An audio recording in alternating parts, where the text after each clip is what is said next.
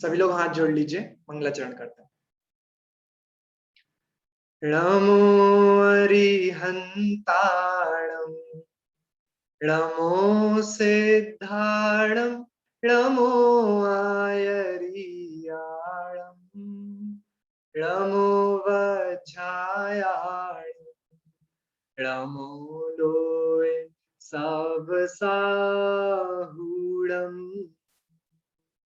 मंगलम भगवान वीरो मंगलम गौतमो गणी मंगलम कुंद कुंदाद्यो जैन धर्मोस्तु मंगलम सर्व मंगल मांगल्यम सर्व कल्याण कारकम प्रधानम सर्व धर्माणाम जैनम जयतु शासनम जैनम जयतु शासनम जैनम जयतु शासनम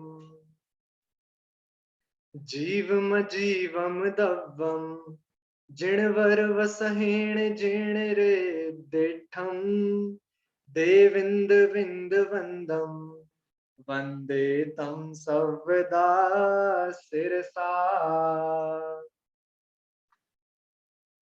हमारा द्रव्य संग्रह जी का जो प्रथम मूल अधिकार है, जिसमें षट द्रव्यों के बारे में और पंचास्तिकायों का वर्णन बहुत ही सुंदर रूप से 27 गाथाओं के माध्यम से आचार्य देव ने किया, वो अपना कंप्लीट हो चुका है।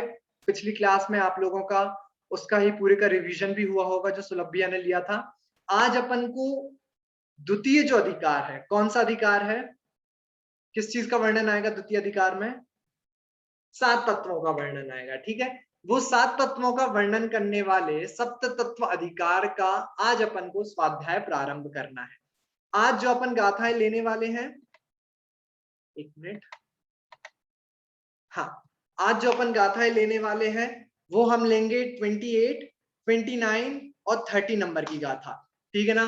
जैसा कि आप लोगों को पता है कि सप्त तत्व जो अधिकार है उसमें टोटल 11 गाथाएं हैं, 28 से लेके 38 नंबर तक। ठीक है, आश्रव तत्व की 3, बंध की 2, संवर की 2, निर्जरा की 1, मोक्ष की 1 और पुण्य पाप की 1। उसमें से आज अपन 28, 29 और 30, तो इसका मतलब ये हुआ कि मुख्य रूप से आज आश्रव तत्व की चर्चा आज अपन लोगों की चलने वाली है।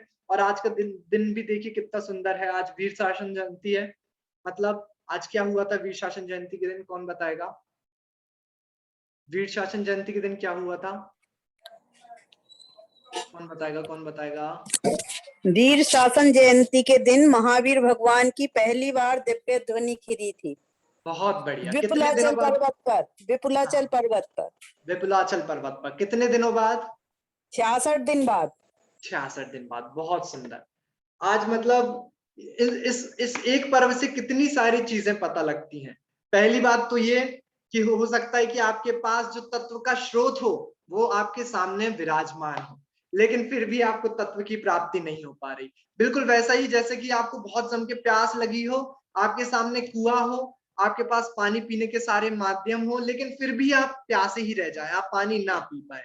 उसी प्रकार सामने भगवान महावीर साक्षात सर्वज्ञ विराजमान थे, लेकिन 66 दिनों से लोगों को उनके दिव्य ध्वनि का पान नहीं हो पा रहा था क्योंकि गणधर नहीं थे। ठीक है, तो ये कितना कुछ बताता है हम सबको ये पर्व, कि हमें भी इस मानव जन्म में हमें सारे संयोग मिल गए, हमें जिन मंदिर मिल गया, हमें जिनवाणी मिल गई, हमें सच्चे गुरु मिल गए, हमें उन गुरुओं के द्वारा प्रतिपादित जो जिनवाणी है वो भी मिल गई, हमें सब कुछ मिल गया।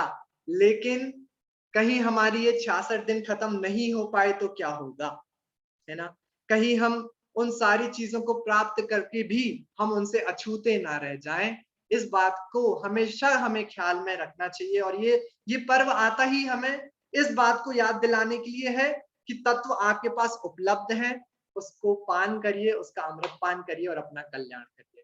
ठीक है, तो वीर शासन जयंती का आज ये महान और पावन पर्व है, उसी के उसकी सायं बेला में आज अपन लोग सब सप्त तत्वों का वर्णन प्रारंभ करने वाले हैं। द्वितीय महाधिकार में 28, 29 और 30 गाथाएं पढ़ेंगे। सॉरी, 28, 29 और 30 नंबर की गाथा आज अपन लोग पढ़ेंगे। तो बिना किसी देरी के 28 नंबर की गाथा पे आ जाते हैं। पहले भी अपन ने जब पूरी विषय वस्तु अपन लोग इस ग्रंथ की देख रहे थे, तब भी अपन ने देखा था कि जो 28 नंबर की गाथा है वो आप लोगों के लिए फ्री की गाथा है। क्यों? क्योंकि इसमें सिर्फ अधिकार की सूचना आचार्य देव दे रहे हैं, बता रहे हैं कि इस अधिकार में मैं क्या क्या बताने वाला हूँ। ठीक है, चलिए अपन सभी लोग एक साथ गाथा पाठ करते हैं, फिर अपन इसका अर्थ देखें।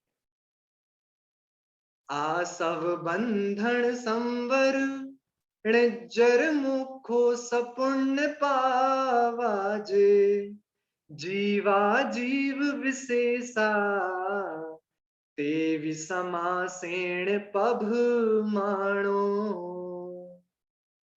क्या है? बहुत सिंपल सा अर्थ है, देखिए गाथा का। मैंने इसलिए इसमें हिंदी का अर्थ भी नहीं दिया, नीचे अन्वयार्थ भी नहीं दिया, ऐसे ही समझ में आ जाएगा। आसव बंधन संवर, आश्रव बंध संवर, निर्जर मोक्षो, निर्जरा और मोक्ष, फिर आगे सपुण्य पावाजे, पुण्य मतलब पुण्य, पावा मतलब पा, सा सहित। ठीक है, तो आश्रव बंध संवर निर्जरा मोक्ष, पुण्य और पाप के सहित। जीवा जीव विशेषा, ये समस्त जो हमने आपको नाम गिनाए, ये समस्त चीजें क्या है? ये जीव और अजीव के ही विशेष हैं। तेवी, उनको, समासेण मतलब समास पूर्वक, संक्षेप पूर्वक, पवमाणो बताता हूं या फिर उनको जानो। ठीक है, तो इसमें उन्होंने पूरे सूचना कर दी कि मैं आश्रव बंध संवर निर्जरा मोक्ष पुण्य पाप जो कि जीव और अजीव के विशेष हैं, उनको अब मैं खुल के इस महाअधिकार में, इस दूसरे नंबर के अधिकार में बताने वाला हूं। उनको संक्षेप पूर्वक, उनको अच्छे तरीके से समास पूर्वक उन सभी को जानो। ठीक है, अर्थ क्लियर है ना? सिंपल सी गाथा है, बिल्कुल सीधा सीधा इस गाथा का अर्थ है। इसमें कोई डाउट तो नहीं? आगे बढ़े, चलिए, बहुत बढ़िया। ठीक है, तो ये हो गई आपकी 28 नंबर की गाथा। इसमें ज्यादा कुछ विषय नहीं है, सिर्फ इसमें नाम उल्लेख पूर्वक ये बताया कि इस अधिकार में क्या क्या आने वाला है। अपना जो मूल विषय प्रारंभ हो रहा है वो हो रहा है आपकी अगली गाथा 29 नंबर की गाथा में, जिसमें सर्वप्रथम आचार्य देव आश्रव तत्व का वर्णन प्रारंभ कर रहे हैं। ठीक है, आश्रव तत्व का वर्णन 3 गाथाओं में होना है, 29, 30 और 31 नंबर की गाथा में। 29 नंबर की गाथा में आचार्य देव द्रव्याश्रव और भावाश्रव दोनों की डेफिनेशंस बता देंगे। उसके बाद 30 नंबर की गाथा में भाव आश्रव का विशेष वर्णन आएगा, उसके भेद प्रभेद बताएंगे। और 31 नंबर की गाथा में द्रव्य आश्रव का विशेष स्वरूप आएगा। तो ये तीनों गाथाओं की विषय वस्तु है। अपन सबसे पहले जो 29 नंबर की गाथा है उसका गाथा पाठ करते हैं, फिर समझते हैं कि इस गाथा में क्या आया। ठीक है, चलिए। आसव आदि जीर्ण कम्मं परिणामेणप्पणो सविण्णेयो, भावासवो जीर्णोत्तो कम्मासवणं परो होदी। देखिए क्या है अर्थ। आसवादि जीर्ण कम्मम परिणामेण अपणो सविण्णेयो, अपणो आत्मा के, ठीक है, जीर्ण मतलब जिस, फिर देखिए चौथा शब्द आया परिणामेण, परिणाम से, आत्मा के जिस परिणाम से, फिर कम्मम कर्म, आसवादी आते हैं, आत्मा के जिस परिणाम से कर्म आते हैं, कर्मों का आश्रव होता है, उसे जीर्णोत्तो, दूसरी लाइन का दूसरा शब्द जीर्णोत्तो, जिनेन्द्र भगवान ने, जिन भगवान ने भावासवो, भाव आश्रव कहा है। आत्मा के जिन परिणामों के माध्यम से कर्मों का आश्रव होता है उसे जिनेन्द्र भगवान ने भाव आश्रव कहा है। फिर द्रव्य आश्रव क्या कि कम्मासवणम परो होदी, मतलब कम्म आस्वणम, कर्मों का आस्वणम आना, उद्गल कर्मों का आना, वो क्या है, वो परो मतलब भावाश्रव से विपरीत जो दूसरा है, क्या है कि द्रव्य आश्रव होदी होता है, वह द्रव्य आश्रव होता है। देखिए पूरी इस गाथा से ही पूरी अपन को डेफिनेशंस मिल गई। मैंने इसमें मार्किंग भी कर दिया आप लोगों के लिए। ये जो ऑरेंज में आ रहा है ये आपकी भाव आश्रव की पूरी परिभाषा आ गई। क्या कि अपणो जीर्ण परिणामेण कम्मम आसवदी जिणोत्तो भावाश्रवो, मतलब आत्मा के जिन परिणामों के माध्यम से कर्म आते हैं। अब यहाँ पे जो मुख्य शब्द है वो है आत्मा के परिणाम, क्योंकि यही भावाश्रव और द्रव्याश्रव में अंतर पैदा करता है कि आत्मा के जिन परिणामों के द्वारा, जिन विकारी परिणामों के द्वारा कर्मों का आश्रव होता है उसे भावाश्रव कहा जाता है। और द्रव्याश्रव किसे कहेंगे? कम्मास वरम परोहोदी, मतलब सिंपल, उन द्रव्य कर्मों का आना किसके माध्यम से? कि वो जो भाव आश्रव तुमने किए ना, उनके माध्यम से तुम्हें द्रव्य कर्म बंधे, उन द्रव्य कर्मों का जीव के आत्म प्रदेशों में बंधना, जीव से बंधना, उसको क्या कहा जाता है? उसको द्रव्य आश्रव कहा जाता है। ठीक है, एक कॉमन प्रश्न उठना स्वाभाविक है कि जब ऊपर वाली परिभाषा में ही सब कुछ बता दिया कि कर्मों का आना और जिन परिणामों के माध्यम से, तो परिणाम वाली चीज भावाश्रव हो गई और कर्मों का आना वो द्रव्याश्रव हो गया। फिर ये कम्मास वड़म परोहोदी अलग से लिखने की जरूरत ही नहीं थी, भावाश्रव द्रव्याश्रव पहली लाइन में ही कवर्ड हो गए थे। हाँ, कवर्ड हो गए थे एक तरीके से, लेकिन पहली वाली जो परिभाषा बताई उसमें आत्मा के परिणामों को मुख्य करके भावाश्रव का विवेचन किया, और उससे अलग मात्र जो पौद्गलिक कर्मों की क्रिया है उसको भिन्न बताने के लिए कि कम्मास वणम परोहोदी वह द्रव्याश्रव है, उसको बताने के लिए अलग से एक पद में द्रव्याश्रव की परिभाषा आचार्य देव ने इस गाथा में अलग से डाली।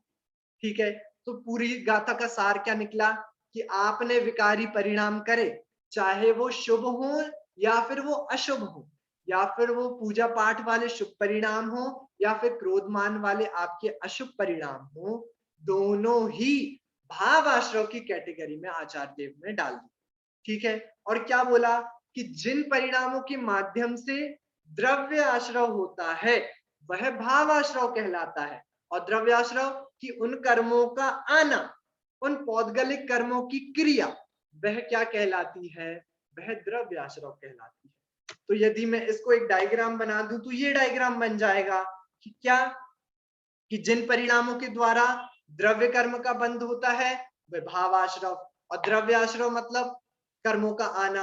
अब द्रव्याश्रव का फिर से उदय आएगा तो क्या होगा कि फिर से भावाश्रव होंगे, फिर भावाश्रव से फिर से क्या बंधेगा कि द्रव्य, फिर से द्रव्य कर्म बनेंगे, फिर द्रव्य कर्म से भाव कर्म, भाव कर्म से द्रव्य कर्म, द्रव्य कर्म से भाव कर्म, भाव कर्म से द्रव्य कर्म।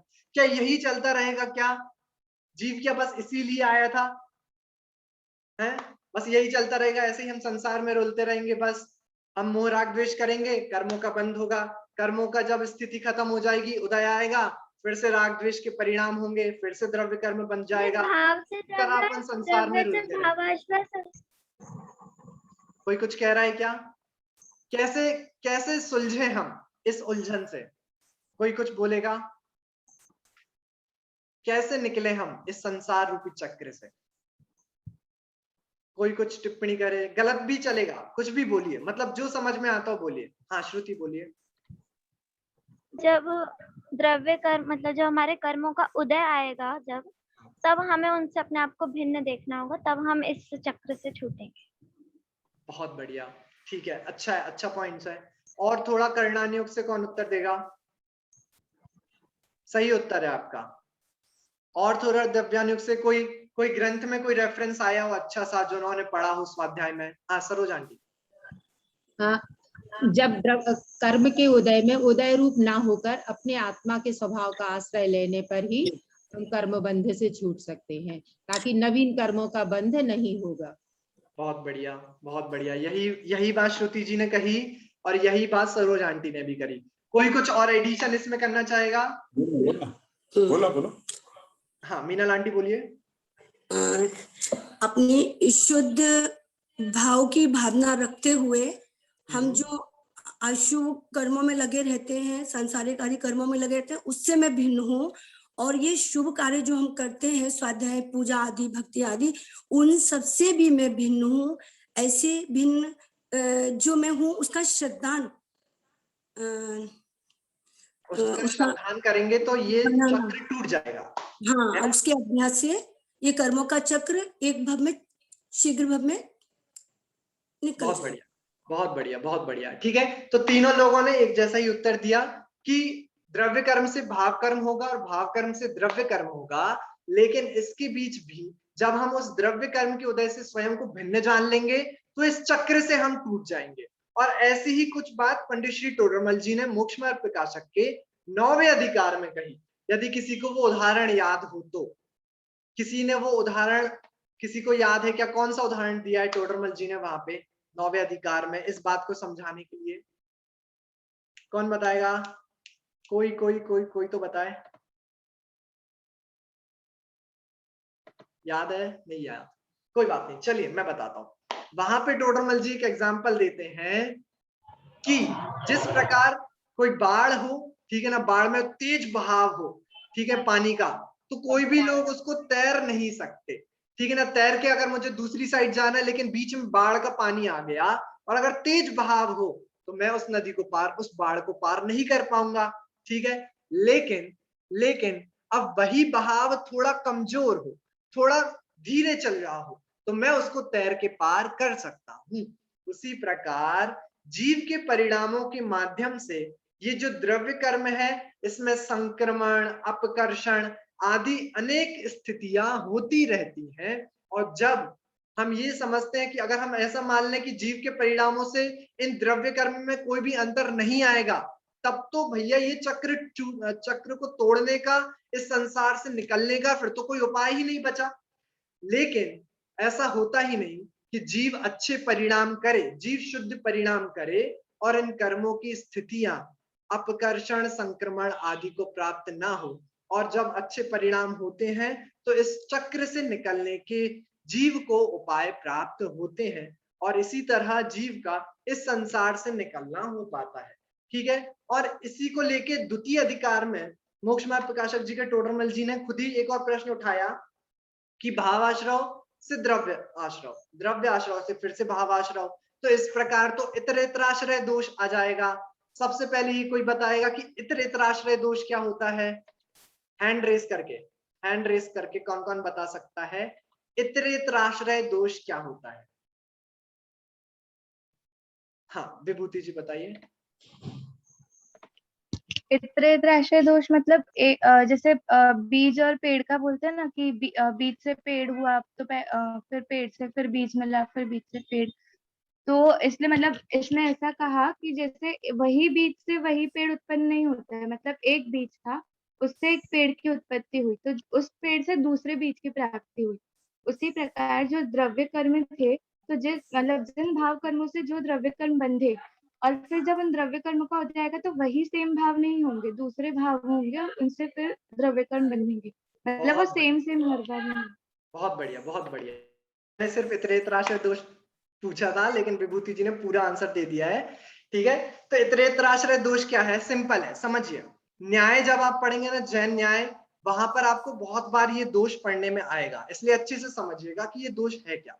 इतरेतराश्रय दोष मतलब इतर इतर आश्रय, मतलब ये चीज इस पे आश्रित है और ये वाली चीज इस पे आश्रित है। जैसे मैंने बोला कि श्रुति तुम्हारा घर कहाँ है, तो उसने बोला कि विभूति के घर के सामने।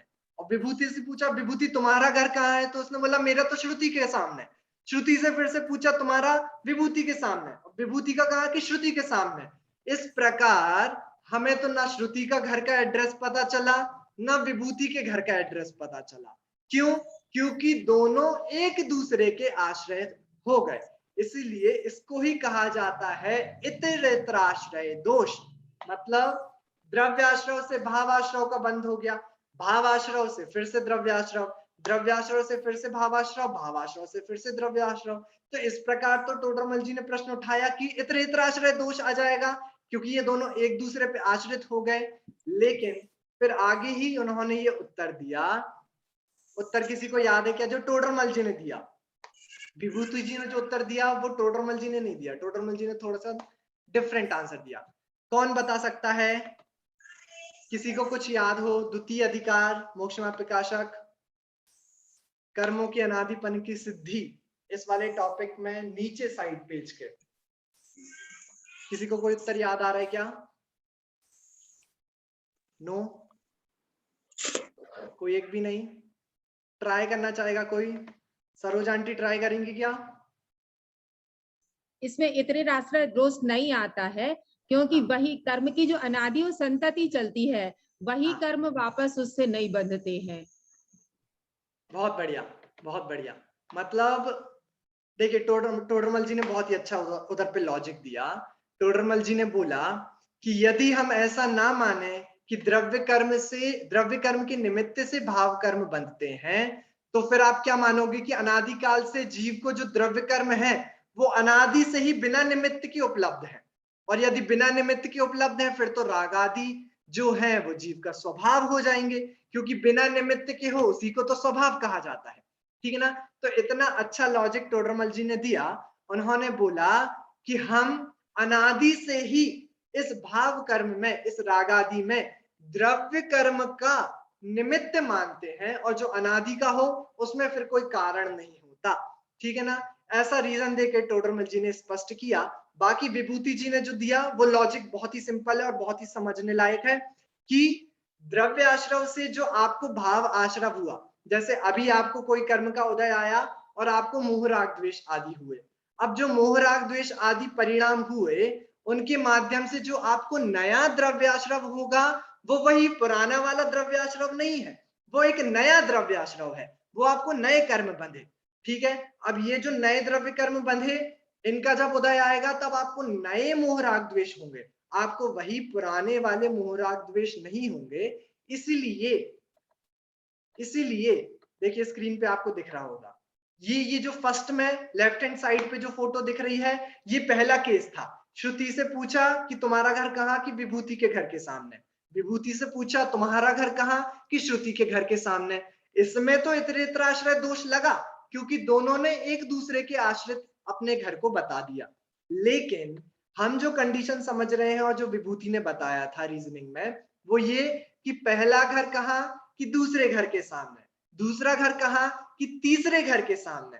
तीसरा घर कहाँ, कि चौथे घर के सामने। इस प्रकार से जिगजैग चल रहा है, ये वो चक्र नहीं चल रहा, ये संतति चल रही है। इसलिए इस द्रव्य कर्म से भावाश्रव और भावाश्रव से फिर से द्रव्याश्रव, ये वही कर्म नहीं बन रहे, वैसे के वैसे कर्म बन रहे हैं। इसलिए इसमें इतरेतराश्रय दोष नहीं आएगा।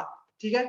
इसके लिए मैंने आपको देखिए टेक्स्ट में लिख भी दिया है कि इतरेतराश्रय दोष नहीं है, क्योंकि कर्म के निमित्त बिना पहले जीव का रागादिक मानेंगे तो रागादि जीव का स्वभाव हो जाएंगे। ये तर्क पंडित श्री टोडरमल जी ने द्वितीय अधिकार में दिया है। और पुराने द्रव्य कर्म से नया भाव कर्म और नए भाव कर्म से नया द्रव्य कर्म होता है, ना कि पुराना द्रव्य कर्म होता है। ये अभी अपन लोगों ने ये घर वाले उदाहरण से समझा और विभूति जी ने भी बताया। ठीक है? तो ये वाली बात सभी लोगों को क्लियर हुई क्या? इसमें कोई डाउट है क्या किसी को? कोई डाउट कोई कुछ पूछना चाहेगा? मीनल आंटी क्लियर है? Sir, just एक मिनट please. So is इतराश्रय दोष नहीं है, so like मतलब जीव में नहीं है, is that ये आप कहना चाहते हैं कि जीव में इतरातर दोष नहीं है? Is that आप एक्सप्लेन करना चाहते हो? नहीं, जीव, इसमें जीव की बात नहीं है, जीव की बात नहीं है इसमें बात चल रही है द्रव्याश्रव की और भावाश्रव की।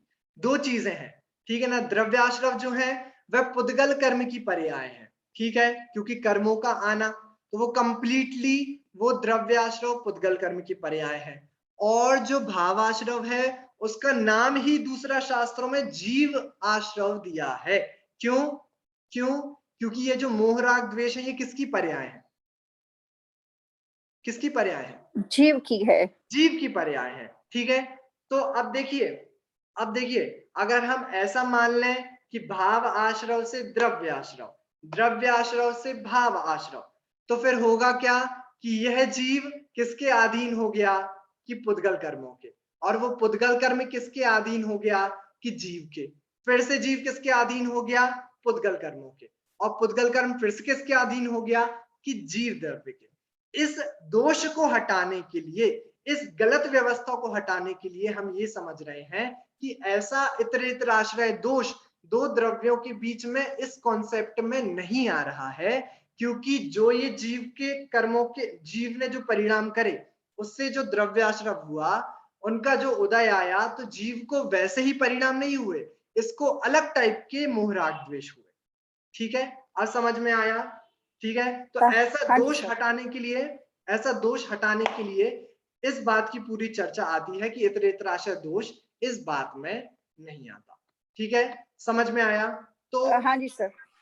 ओके, ठीक है, तो इस गाथा में 29 नंबर की गाथा में हमने समझा कि सबसे पहले तो द्रव्याश्रव की परिभाषा बताई, भावाश्रव की परिभाषा बताई कि आत्मा के जिन परिणामों के माध्यम से द्रव्य आश्रव होता है या फिर कर्मों का आना होता है, इसमें मुख्य बिंदु क्या कि आत्मा के परिणाम, कि तुमने ही ये विकारी परिणाम करे हैं, उनको ही भाव आश्रव कहा जाता है।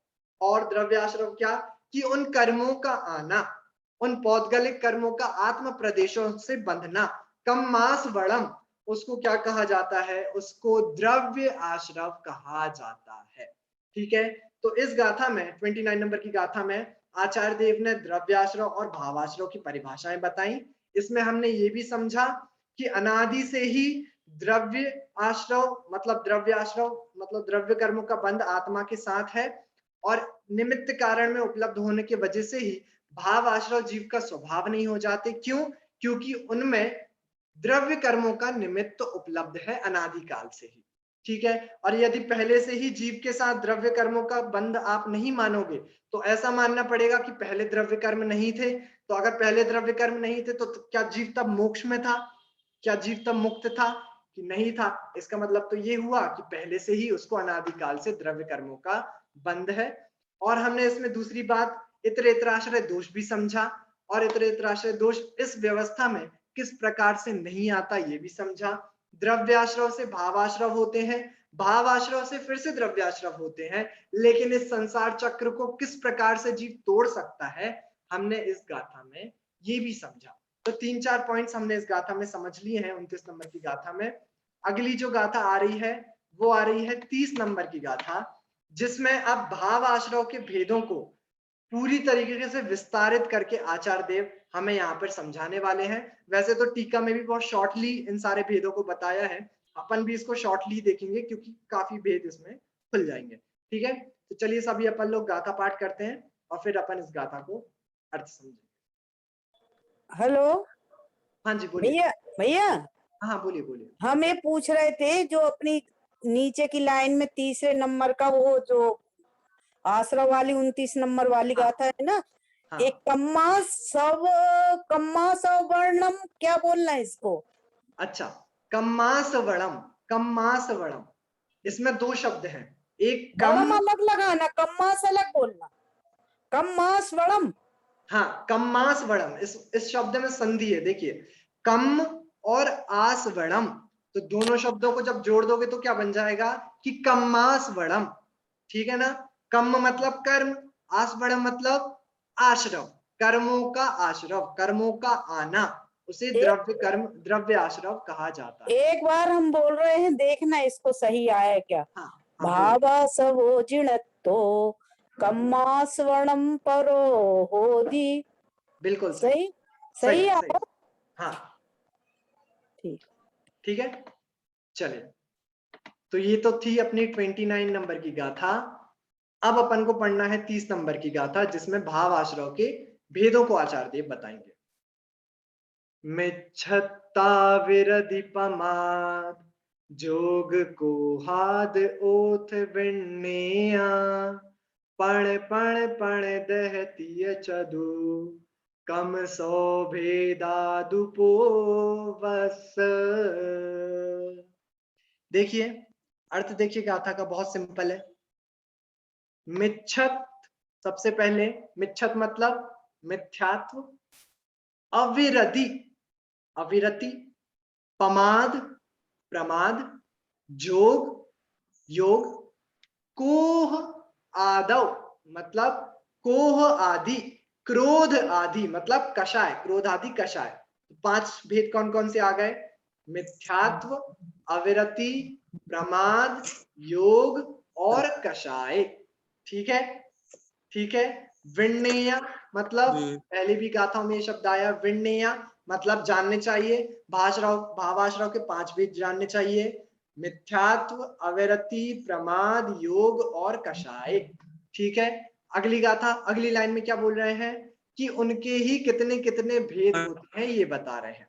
देखिए, पण मतलब 5, पण फिर से 5, पर्णदह मतलब 15, 15, तिये 3, चदु 4, कमसो क्रम से ये नंबर के भेद जानने चाहिए। मतलब मिथ्यात्व के पण 5 भेद, अविरधि के पण 5 भेद, प्रमाद के पर्णदय 15 भेद, योग के कितने 3 भेद, क्रोध आदि कषाय के चदु 4 भेद, कमसो भेदा, यह क्रम से इन भाव आश्रमों के भेद जानने चाहिए।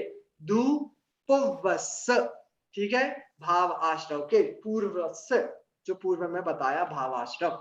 ठीक है, तो यहाँ पे क्या बोल दिया कि भावाश्रव के 5 भेद हैं। ये लीजिए, मैंने आपको पूरे भेद प्रभेद खोल के एक चार्ट बना दिया है, ये देख लीजिए एक बार। मिथ्यात्व, अविरति, प्रमाद, योग और कषाय, ये 5 भावाश्रव के मुख्य भेद हैं। अब इस मिथ्यात्व के भी 5 भेद हैं, अविरति के भी 5 भेद हैं, प्रमाद के 15 भेद हैं, योग के 3 भेद हैं और कषाय के 4 भेद हैं। ठीक है, सबसे पहले वैसे तो आप सभी लोगों को इनके भेद पता ही है, इसलिए इनको मैं गायब कर देता हूं, फिर आप लोगों से ही पूछता हूं। मिथ्यात्व के 5 भेद कौन कौन बता सकता है विद डेफिनेशंस? छोटी छोटी डेफिनेशंस आप लोगों को बताना है, हैंड रेस करके बताना है, हैंड रेस करके बताना है। हाँ, संगीता चाची बताइए, अनम्यूट करिए। हेलो, हाँ, बोलिए। विपरीत, एकांत, आवाज आ रही है? हाँ, आ रही है, बोलिए। विपरीत, एकांत, विनय, संशय और अज्ञान। बहुत अच्छा, एक एक लाइन में इनकी डेफिनेशंस और बता दीजिए। उल्टी मान्यता को विपरीत कहते हैं। ठीक है, संशय मतलब शंका करना। ठीक है, एकांत मतलब एक पक्ष को मानना, एक पक्ष को मानना। विनय मतलब किसी के प्रति विनय करना, है ना? किसी के प्रति विनय करना मतलब वो तो गुण देव होता है। शास्त्र गुरु के प्रति। तो वो तो मिथ्यात्व कैसे हुआ? नहीं, मिथ्यात्व में फिर कुगुरु को देव के प्रति विनय होना, गुरु को देव को शास्त्र की विनय करना, विनय ठीक है? करना। हाँ हाँ, अंतिम, विपरीत, एकांत, विनय, संशय, अज्ञान। अज्ञान बताइए। हाँ, मतलब उनके प्रति अज्ञान होना, कुदेवादि के प्रति। चलिए, ठीक है, ठीक है, ठीक है, चलिए मान लिया। ठीक है, तो ये थे 5 भेद, एकांत, विपरीत, संशय, विनय और अज्ञान। ठीक है, अज्ञान में मुख्यतः ये ले लिया जाता है कि आपको तत्वों के प्रति, वस्तु स्वरूप के प्रति अरुचि है, आपको पहले तो कोई ज्ञान भी नहीं है, ठीक है, तो वो अज्ञान है ही, और आपको अरुचि अलग है, ठीक है, तो वो होता है अज्ञान मिथ्यात्व। ठीक है, तो ये हो गए आपके मिथ्यात्व के 5 भेद। अगला क्या है? अविरति। अविरति के 5 भेद कौन कौन बताएगा? अविरति के 5 भेद कौन कौन से होते हैं, कौन बताएगा? हैंड रेस करिए। हाँ, वर्षांडी बताइए। हिंसा, झूठ, चोरी, कुशील और परिग्रह। 5 पाप। ठीक है, बहुत बढ़िया, ये अविरति के भेद हैं। अविरति के अन्य टाइप के भेद भी ग्रंथों में आते हैं, जिसमें 5 इंद्रिय और मन के प्रति। हाँ, ये वाले भेद भी आते हैं, लेकिन यहाँ पर जो 5 विरत मतलब व्रतों के विपरीत जो भेद हैं, उनको यहाँ पे लिया गया है। ठीक है, अब अगला, प्रमाद के 15 भेद कौन बताएगा? प्रमाद के 15 भेद कौन बताएगा? पूरे खोल के, मतलब सिर्फ नाम, पूरे पूरे भेद खोलकर कौन बताएगा? कौन बताएगा? अरविंद अंकल याद है? हाँ, ट्राई करिए, जितने याद हो बोलिए, अनम्यूट करिए।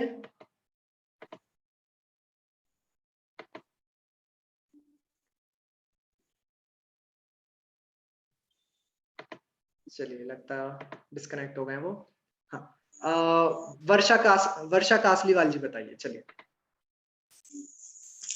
4 विकथा, 4 कषाय, 5 इंद्रिय, निद्रा और राग।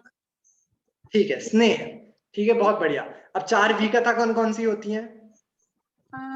स्त्री वो कथा, चोर कथा, भोजन कथा। हाँ, स्त्री कथा, चोर कथा, राज कथा और भोजन कथा कौन सी? बहुत बहुत बढ़िया। अच्छा, अब ये बता दीजिए, इनके प्रमाद के आपने 80 भेद पढ़े होंगे, ये 80 भेद कैसे बन जाते हैं? कौन बताएगा प्रमाद के 80 भेद कैसे बन जाते हैं? कौन बताएगा? बहुत सिंपल सी चीज है, इसलिए मैं आप लोगों से ही पूछ रहा हूं। बताइए बताइए, 80 भेद कैसे बन जाएंगे प्रमाद के? हाँ, श्रुति बताइए। मतलब इसमें जैसे पहले विकथा लेनी है, फिर उसके बाद एक कषाय लेनी है, एक इंद्रिय, फिर निद्रा स्नेह, फिर उसके बाद कषाय को आगे करके सेम, फिर ऐसे ऐसे करके मतलब एक एक को पलटते रहना है, फिर बन हाँ, जाएगी। ठीक है। तो मतलब 4 आपकी विकथा इंटू 4 आपकी कषाय इंटू 5 आपकी इंद्रियों की वशता, मतलब आप इंद्रियों के वश हैं वो। तो 4 इंटू 4 16, 16 इंटू 5 80, 80 भेद। ठीक है, और इंटू 1 निद्रा तो 80 ही हुए, और इंटू 1 स्नेह तो मतलब 80 ही हुए। तो इस प्रकार कुल मिला के आप इन सारे भेदों को गुणा कर देंगे तो आपके 80 भेद इस पूरे प्रमाद के बन जाया करते हैं। ठीक है, अब योग के 3 भेद आपको पता ही है, मन योग, वचन योग और काय योग। बहुत सिंपल है। और अंत क्या बचा? कषाय। कौन कौन सी कषाय होती है? क्रोध, मान, माया और लोभ। ठीक है, तो देखिए चार्ट में एक बार अपन देख लें। हाँ, कल्पना जी कुछ पूछ रही है। हाँ जी सर, कैन यू प्लीज आपने जो 80 भेद बताए वो वापस बताइए। And okay. प्रणय इज व्हाट? स्नेह मतलब प्रेम, this is what it is basically. हाँ हाँ, वही ओके, है। Thank you. ठीक है, 80 भेद 80 ऐसे बने। हाँ, 80 भेद बताता हूं मैं। देखिए स्क्रीन पे आपको दिख रहा होगा प्रमाद। प्रमाद के 4 विकथा भेद हैं। ठीक है, 4 कषाय भेद हैं, 5 इंद्रिय वशता वाले भेद है, मतलब पांचों इंद्रियों के वशीभूत जो आप हैं वैसे भेद है, एक निद्रा भेद है और एक स्नेह भेद है। ठीक है, तो देखिए करते क्या है कि हम एक टोटल मतलब पांचों भेदों को, इन जो ये जो पांचों चीजें हैं इनको मिला के हम प्रमाद की एक एक सेट बनाते हैं। मतलब स्नेह, निद्रा, स्पर्शन इंद्रिय, क्रोध कषाय और स्त्री कथा। ठीक है, मैं एक एक भेद उठाते जाऊंगा और पूरे सेट्स बनाते जाऊंगा, और जब मैं इन सारे सेट्स को बना लूंगा तो मेरे टोटल 80 सेट्स बनेंगे। क्यों बनेंगे? क्योंकि आप इनको मल्टीप्लाई करके देख लीजिए। 4 विकथा मल्टीप्लाइड बाय 4 कषाय तो 16 चीजें हो गई। 16 इंटू 5 इंद्रियां तो 80 भेद हो गए। ठीक है, और एक निद्रा से मल्टीप्लाई करेंगे तो 80 ही रहा, और एक स्नेह से मल्टीप्लाई करेंगे तो 80 ही भेद रहे। इस प्रकार कुल मिला के 80 भेद बन जाया करते हैं। जब आप सम्यक ज्ञान चंद्रिका पढ़ेंगे तो अपन तो सिर्फ यहाँ पे 80 सेट्स देख रहे हैं, हम सिर्फ 80 भेद पूरे देख रहे हैं, लेकिन वहां पर आचार्य देवों ने इस पूरे प्रमाद के हजारों भेद बताए हैं, हजारों। ठीक है, और हजारों भेद बताकर उन्होंने एक ऐसे फॉर्मूलेज भी दिए हैं कि यदि मैं आपसे बोलूं कि कल्पना जी चलिए मुझे 7890 नंबर का भेद बताइए, तो उस फॉर्मूले के माध्यम से आप 7890वां भेद बता सकते हैं। ठीक है, टोडरमल जी ने सम्यक ज्ञान चंद्रिका में ऐसा फॉर्मूला भी दिया है। मैं ग्रुप पे आपको उसकी पीडीएफ जो होगी वो मैं सेंड कर दूंगा, अगर आप पढ़ना चाहें तो उसको जरूर पढ़ें। बहुत ही इंटरेस्टिंग विषय है, मतलब प्रमाद के भेदों को और भी अच्छे से खोल के और भी अच्छे से विस्तार स्वरूप वहां पर बताया है। अब इन भाव आश्रयों का इतना विस्तार से भेद प्रभेद पूर्वक वो बताना, हमें यही चाह रहे हैं आचार्य देव कि यह भाव आश्रय जो है ये इतने सारे नाना प्रकार के जो भेद दिख रहे हैं ये आपके परिणामों के ही भेद हैं। ये 4 विकथाएं करना, ये 4 कषाएं करना, ये इंद्रियों के वशीभूत हो जाना, ये सब आपके ही भाव आश्रय हैं, हमारे ही परिणाम हैं। और जब तक हम इनसे छूटेंगे नहीं, जब तक हम इनको समझेंगे नहीं, तब तक हम इनसे छूट नहीं पाएंगे। हाँ श्रुति कुछ पूछ रहे हैं आप? हाँ, एक प्रमाद में भी 4 कषाय है और वैसे मूल में भी 4 कषाय है, हाँ, इनमें क्या अंतर करेंगे? इनमें अंतर ऐसा समझ लीजिए, वो कषाय वाले जो लास्ट में जो कषाय आ रही है ना, उसमें अनंतानुबंधी, प्रत्याख्यान, अप्रत्याख्यान और संज्वलन, सारी की चार मतलब चारों चौकड़ियों वाली कषाय आ जाएंगी। लेकिन प्रमाद, यहाँ पर वो प्रमाद में अनंतानुबंधी वाली कषाय नहीं आएगी। समझ रहे हो आप? ये देखिए, आप जब भी अपने गुणस्थान के भी भेद बनते हैं ना, तो इसी के हिसाब से तो बनते हैं, मिथ्यात्व के हिसाब से, अविरति के हिसाब से, प्रमाद के हिसाब से, योग के हिसाब से और कषायों के हिसाब से। मिथ्यात्व के अनुसार आपके प्रथम, द्वितीय और तृतीय भेद बनते हैं। अविरति के हिसाब से आपका चौथा और पांचवा गुणस्थान बनता है। प्रमाद के हिसाब से आपका छठवां और सातवां गुणस्थान बनता है। ठीक है, आगे वाले कषाय के माध्यम से, और 13वां और 14वां आपके योग के माध्यम से।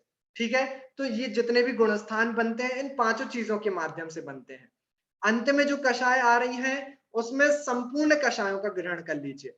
लेकिन प्रमाद की यहाँ पे जो मुख्य चर्चा आ रही है, वो यहाँ पर प्रत्याख्यानावरण और मुख्य रूप से अप्रत्याख्यानावरण कषाय वाले प्रमाद की चर्चा आ रही है, क्योंकि प्रमाद वाले जो मुख्य गुणस्थान है, वो छठवें और सातवें वाले गुणस्थान है। नाम भी वैसे ही उनके, प्रमत्त संयत और अप्रमत्त संयत, है ना? तो वो प्रमाद और संयत, ठीक है ना, वही बताने के लिए प्रमाद वाले जो सारे भेद हैं और जो कषाय वाले जो भेद हैं, उनमें यही अंतर है। प्रमाद वाले जो भेद हैं, उसमें मुख्य रूप से आपको प्रत्याख्यानावर्णी और अप्रत्याख्यानावर्णी वाली कषाय लेनी है, और कषाय वाले में चारों चौकड़ियां आपको ग्रहण करनी है। ठीक है, इसमें विशेष अगर आपको कोई क्वेश्चन हो तो आप क्लास के बाद मुझसे पूछ सकते हैं, ऐसा इस पर अपन थोड़ी चर्चा कर सकते हैं। ठीक है, तो ये जो पूरे भेद थे, आज अपन लोगों ने भावाश्रव के सारे भेदों को समझा, साथ में हमने द्रव्याश्रव भावाश्रव की पूरी परिभाषा समझी। अगली जो द्रव्याश्रव की जो गाथा बची है, उसमें अब आचार्य देव द्रव्य आश्रव का वर्णन करेंगे 31 नंबर की गाथा में, उसको अपन अगली क्लास में समझेंगे। आज करेली में भी मंदिर में थोड़ा कार्यक्रम है, इसलिए अपन कक्षा को यहीं तक रखते हैं। ठीक है, और आपको कोई प्रश्न वगैरह हो तो आप ग्रुप पे भी मुझसे पूछ लीजिएगा, और पीडीएफ वगैरह मैं आप लोगों को ग्रुप पे ही सेंड कर दूंगा। ठीक है, चलिए, जिनवाणी स्तुति। निज निधि निज में बताई, यह अनंत उपकार है, उसके लिए जिन वाणी माँ को वंदना शत बार है। नौबाणी।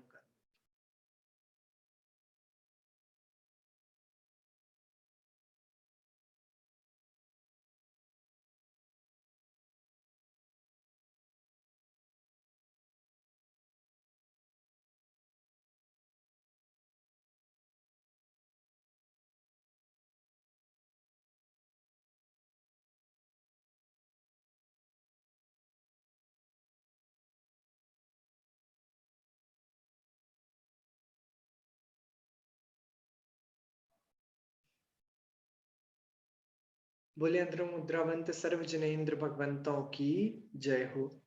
नित्य बोधनी मां जिनवाणी माता की जय हो। सर्व वितरागी संतों की जय हो। अहिंसामय जैन धर्म की जय हो। सभी लोगों को सादर जय जिनेन्द्र। जय जिनेन्द्र। Thank you sir.